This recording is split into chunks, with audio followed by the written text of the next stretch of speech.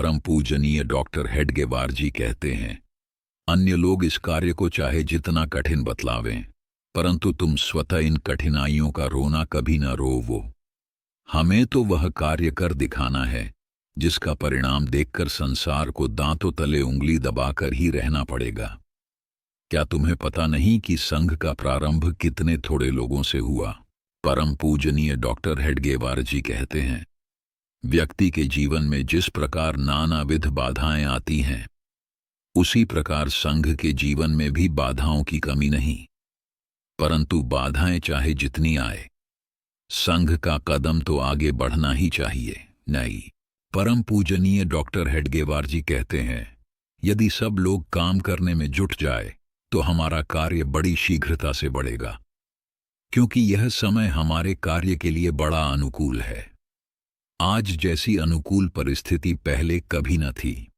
हमें इस अवसर का पूरा पूरा लाभ उठाना चाहिए। परम पूजनीय डॉक्टर हेडगेवार जी कहते हैं, दुनिया का व्यवहार आप जानते ही हैं। दुकानदार 100 रुपये की चीज 99 रुपये में नहीं देता। दुनिया में हर एक चीज की पूरी कीमत चुकानी पड़ती है। अतः जब तक हम अपने समाज में पर्याप्त शक्ति निर्माण नहीं करते, तब तक हमें निरंतर कार्य करते रहना होगा।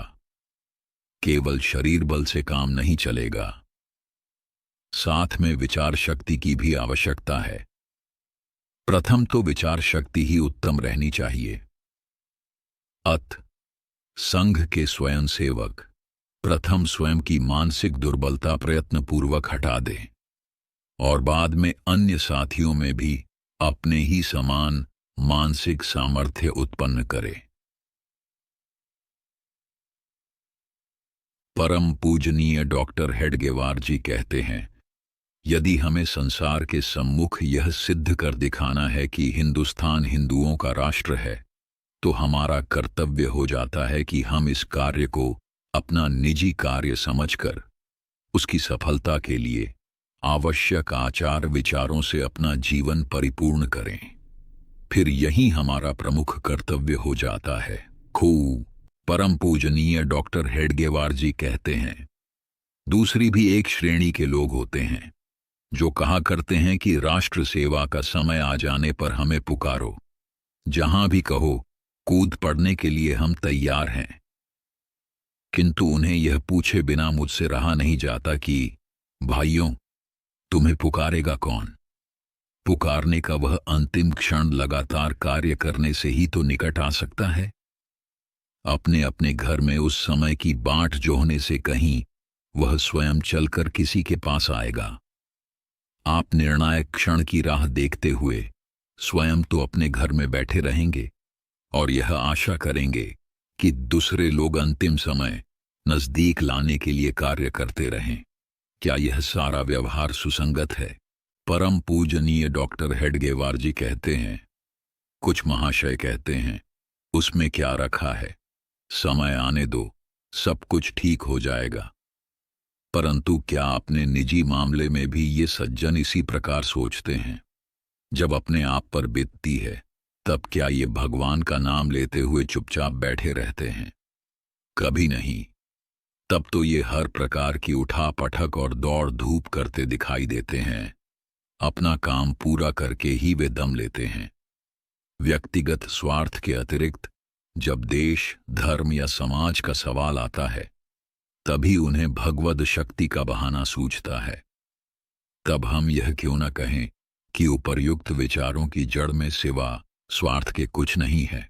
परम पूजनीय डॉक्टर हेडगेवार जी कहते हैं, कुछ सज्जन कहते हैं कि हम तो ईश्वर का भजन पूजन करते हैं, वह हमें अवश्य सफलता देगा। उन सज्जनों को मैं आह्वानपूर्वक कहना चाहता हूं कि वे मुझे एक भी उदाहरण बताएं जहां किसी मनुष्य ने केवल पाठ पूजा किया और 100 रुपये उसके चरणों पर आ टपके। ऐसा तो कभी नहीं होता। बिना कष्ट उठाए कार्य होना एकदम असंभव है। हमें बहुत परिश्रम करना होगा। ऐसा तो कभी नहीं होता। हाँ, कार्य करते समय हम भगवान का अवश्य स्मरण रखें और हम जो कुछ भी कार्य करते हैं उसे परमेश्वर के चरणों पर समर्पित करने की भावना रखें। मां परम पूजनीय डॉक्टर हेडगेवार जी कहते हैं, मनुष्य अपना छोटा सा संसार भी बिना प्रयत्नों के संभाल नहीं सकता, फिर राष्ट्र का विशाल जीवन चक्र अपने प्रयत्नों के बिना अपने आप निरंतर चलता रहेगा। ऐसी अपेक्षा करने में कितनी बुद्धिमानी होगी।